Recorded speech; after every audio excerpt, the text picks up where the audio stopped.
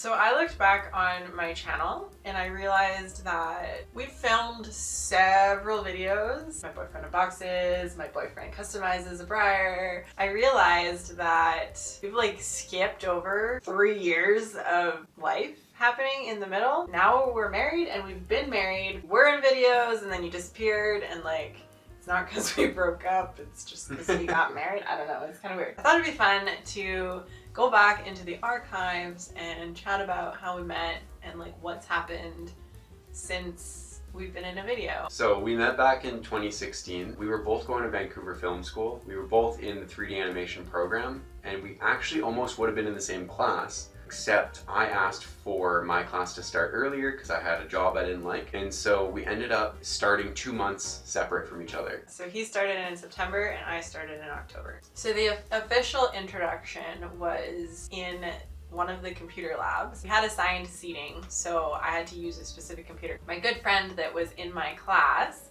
was sitting with Chance, and they were having a conversation like literally behind that computer. So I was sitting there eavesdropping on their conversation. At one point my friend was like, "Oh, have you met Chance?" I always thought you were like nice looking. You were so nervous. I did actually see her drawing in a notebook. She was drawing a horse, which is very accurate. That should have been your first clue to like run the other way. She was working on a project on her screen and she was taking a break drawing a horse in her notebook. And I had to just say something, and so I said, "It's not fair." And you're like, "It's not fair? What?" "Yeah, it's not fair that you're that good at animation and drawing." For a minute, I was gonna say that pretty and that artistic, but I was like, that's a little bit too bold. And she got so blushy. What am I supposed to say? "Thank you." That should have been a red flag, like drawing a horse. Horse girl, run away. I didn't know. You didn't know, and now this is your life. I did not know. And from my perspective, I was dating this person. It was not going well. Without talking about it, I think it was like 2 weeks later, we both had broken up with our significant other. Completely separate. That was quite possibly the worst time in my 2 years of school, and I was done with boys. I was done with dating. I was like, I'm just gonna focus on school and I'm gonna finish my project, make it really good, and I'm gonna pay attention to me, and I'm done with this. That's my advice for anyone that's dating in the world, is when you say that to yourself, you're just literally jinxing yourself to have the opposite effect, and that's exactly what happened. Yeah, I saw her in the hall. I think the conversation just got going that something had happened in her relationship, and we just got talking, and it was so fluid. Like, you poured your heart out, which you never do to anybody. I was just enamored by you. Your heart, your passion, your looks too, a little bit. We didn't stop talking. The conversation was so fluid, we just kept on talking. This connection can't be real. Like, this girl cannot be this perfect for me. I don't even care if it is fake and I'm getting punked. Like, I'm just gonna live in this right now because it's so good. I didn't think that I was gonna find love like that. I just never thought that I could catch such a tasty snack. I had dated a lot of guys that really like to fluff their chest up and say like, I'm the greatest for all these reasons, and then you'll continue to date them and realize what you're saying is not necessarily true. I remember you kind of explaining some of your like flaws as to why I shouldn't date you, which, I mean, you probably shouldn't have been talking about yourself in that way, but it was kind of refreshing to know that like you were humble about your traits that might be less desirable, and like you were aware of them and you're working on them. I really liked that because I felt like you weren't trying to like pull the wool over my eyes and look like a perfect person, because you're not. Nobody is. At the point, I was very nervous to date again, so I set ground rules. No kissing, we're just seeing each other, we have to date for a really long time before anything happens. Like a week later, I like caved on that rule and we had our first kiss, so it didn't last long. Irresistible, what can I say? And then we got jobs in the industry. So we worked at the same studio for a little while. On VeggieTales. VeggieTales. VeggieTales in the city. When we were in school, we were living both downtown, so it was really easy. Graduated and started working, like I had to get my own rental. So I lived like half an hour from the city, but then Chance moved in with his parents again. It was an hour and a half south. Yeah, so it was like suddenly we were an hour and a half away from each other and both working and like trying to figure things out. And I mean, we were only 20 at the time. Yeah, we actually started dating when I was still 18. I started having troubles. The city was not for me and I knew that, and the job wasn't making the city any better. So I really wanted to move back home. I also wasn't content in the job. I was also changing careers. I needed to be in Vancouver for a little bit longer. And then I went back to school, like an online school, but I was full-time. I stopped working in animation. That's when you moved away. Yeah, it's kind of interesting because I did start my model horse customizing, but it was also like kind of starting to prove itself. So I was feeling like I wanted to move away and go live with my parents again, save some money, and potentially like build the model horse thing. That decision was very challenging. That would mean that we were going to be in a long distance relationship. There wasn't a clear sight of what my career would look like or what your career would look like. It was a hard time. It was a hard time. I made that decision to move. I was supposed to meet with another advisor here in town to see if it would be viable for me to move here and have this job. And he ended up actually passing away before I could meet him. So then I got introduced to the other advisor. That kind of solidified that I could move here, and it made it hopeful, and it gave me a timeline. I got the job in November, so I had to move in a week. I had to pack up, find a mover, figure out my accommodations, and move all the way to her hometown, which was like a 12-hour drive. On my birthday. On her birthday. Which I happened to be visiting. It was very strange, actually. All of it was big I had circumstances. already planned a trip. Yeah, you flew there. I flew to the city. But you canceled your flight on the way back. Yeah, to hang out, just because it was my birthday and I wanted to be there. And then the move literally lined up to be in the same weekend. So yeah, I just didn't fly home. I drove back home instead with him.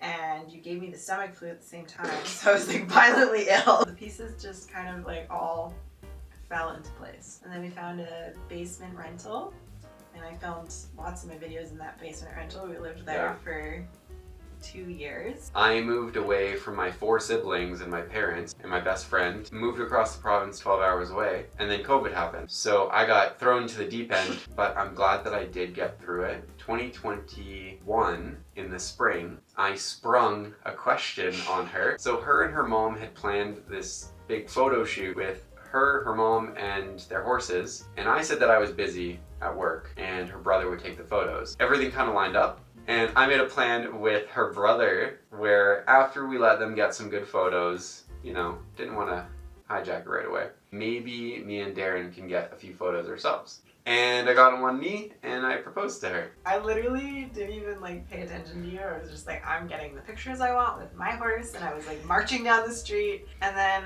my mom kept saying like through the photo shoot, she was like, wow, this would be like the best engagement. I was like, yeah, that would be kind of nice. I mean, I got my like horses here. It's like super sunny. They're not dirty for once in their life. Like I look good. Like, yeah, this would be great. Her mom didn't know either. No. Closer to the end of the year, we bought this house. We had to kind of panic move out of the rental. And then we lived with my parents for a little while, so it was a little bit hectic in the middle there, but we made it to the house. Same thing, like fast-tracked everything all at the same time. It was like move into the house. I had to build the whole studio. We got a puppy. There was like... And we were planning our wedding for 6 months after we got the puppy. Yeah, it was like nuts. And that is why No bueno. the channel kind of fell apart. But we wanted a summer wedding. Pretty much everybody made it. It was same thing, kind of crazy. It was like the perfect sunny day. Oh my gosh, Everyone it was could raining make it. for weeks. It rained the day before, but then we did the rehearsal. It was dry. And then it was dry the next day, 40 degrees, super sunny, beautiful. At midnight, we were leaving the reception and it started downpouring right as we were leaving. Like, it was like, we're just gonna hold out the weather just at the end of this day exactly till midnight. I still haven't finished our wedding video. It's been like 2 years. And then right before the wedding, my sister actually moved to town here as well. Then later that summer, my other sister moved. My oldest sister started working for me, which was a dream of mine to have a family business, so that was really cool. Around that time as well, I joined a local community organization, started becoming more part of the community, and it's been just a really good thing for making friends and making this my hometown. I jumped around jobs for a little while, part-time and then part-time model. She was terrified. She wasn't sure that the income would be consistent. She wasn't sure there was enough interest. She wasn't sure that she was good enough yet. You know, she doubted herself. Then finally, last year, she took the leap. For 2023 was her first full-time year being a model horse artist. Oh yeah, and in 2020 she brought a horse. In 2020 I bought Drifter. See, there's all these timelines. It's like job, our relationship, horse. The irony in all of this is that you're like deathly allergic to horses. I mean, this might be interesting because a lot of your audience are younger and probably not married if they're into model horses like you. So, wow, don't discourage them. I'm just you kidding. You can be a weirdo and get married, I promise. There are such desperate men. Trust me, you can be whatever you want. My advice is don't rush all the big life stuff. Life has just been moving so fast. We're realizing we don't need to have everything right now. It's kind of nice to just live in the new thing for a bit. And you can only have those firsts once in your life. It really is not about the destination, it is about the journey. It's scary to talk to a pretty girl like you. But I don't want kids yet. We rushed everything else. We will wait a sec. So we can like just chill for a sec. Just be together. That was interesting. I hope that gives some more insight into like why maybe there hasn't been coupley videos. If this gets 100,000 likes, I'll go to Briarfest. How absolutely. many views do we need to monetize to pay for your ticket? If she can get to 100 Patreon followers, I'll go to Briarfest. Okay. But you have to stay for like a year. Give it a chance. Like, I know you guys get to see the videos and the posts. Seeing it from the background, she works all the time. She puts in so much. And like I strive to be as motivated and driven and have that much passion. She's doing a lot of things that I want to do. If I may, she's probably not going to keep this in. If I may, it's all thanks to you guys. And I see the support you guys give back to her. It genuinely is life-changing. She was able to become a full-time artist because of your support. So thank you guys for watching and listening to our story. This is just the beginning. We're only at year 7, almost 8. We'll do another one of these at some point. We'll maybe update you more frequently than every 8 years. Thank you guys so much for watching. Have a wonderful day and happy customizing.